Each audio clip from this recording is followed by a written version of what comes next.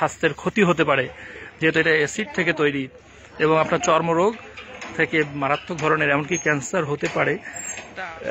আসসালামু আলাইকুম ওয়া রাহমাতুল্লাহ। সুপ্রিয় দর্শকবৃন্দ, আমরা এই যে ট্রান্সফরমার তেল, এই ট্রান্সফরমার তেলটা ব্যবহার করে থাকি।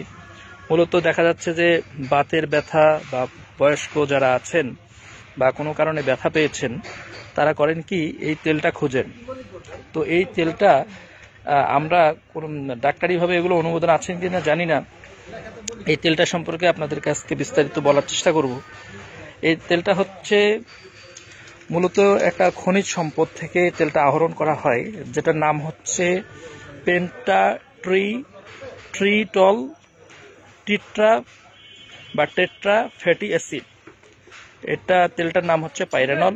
আর আজকে আমরা যে তেলটা ব্যবহার করব এটা আইসোভল্টিন P2 টাইপের একটা তেল, অত্যন্ত ভালো মানের একটা তেল।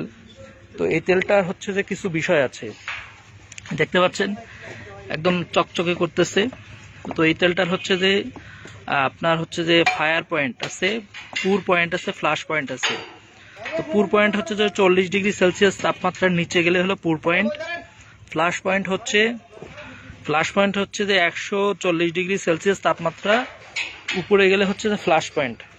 আর ফায়ার পয়েন্ট নিয়ে একটা মতভেদ আছে। ফায়ার পয়েন্টটা হচ্ছে যে অনেকে বলে থাকে যে ফায়ার পয়েন্টটা হচ্ছে 160 ডিগ্রি সেলসিয়াস, বেশিরভাগ বইগুলোতে আমরা পেয়েছি। আবার কোনো কোনো বইয়ে আছে 300 ডিগ্রি সেলসিয়াস।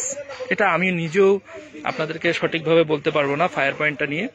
তো আমরা এই তেলটা কেন ব্যবহার করে থাকি? আমরা এই তেলটা এই জন্য ব্যবহার করি যে পাওয়ার ট্রান্সফরমারের অথবা একটা ইকুইপমেন্ট, যে সেটা এই যে এইখানে যেমন একটা 33 কেবি ওয়াইল্ড টাইপ পিটি আছে, এটার ভিতরেও আমরা এই তেলটা ব্যবহার করব।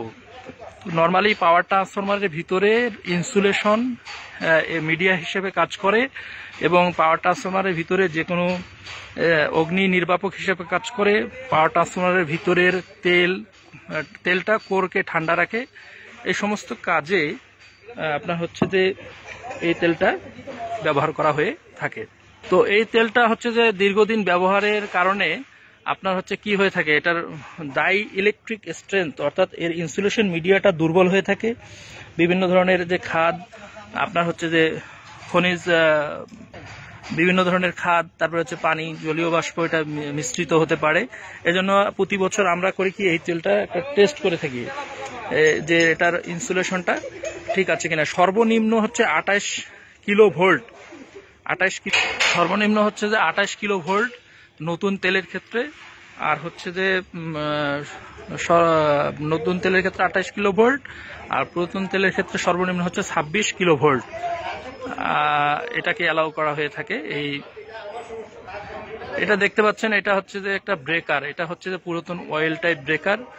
যেহেতু আমি তেল সম্পর্কে আপনাদেরকে কিছু ধারণা দেওয়ার চেষ্টা করলাম, কাজে বললাম যে আপনারা যারা বৃদ্ধ অথবা অসুস্থ, যারা ব্যথা পেয়েছেন, বাতের ব্যথা, এই সমস্ত কাজে এই তেলটা ব্যবহার না করাই ভালো। এটা আপনার স্বাস্থ্যের ক্ষতি হতে পারে, যেহেতু এটা অ্যাসিড থেকে তৈরি এবং আপনার চর্মরোগ থেকে মারাত্মক ধরনের এমনকি ক্যান্সার হতে পারে।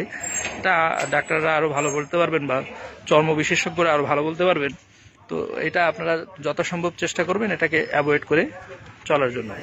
তো আমাদের ভিডিও ভালো লাগলে অবশ্যই লাইক, কমেন্টস, শেয়ার করবেন। আসসালামু আলাইকুম ওয়া রাহমাতুল্লাহ।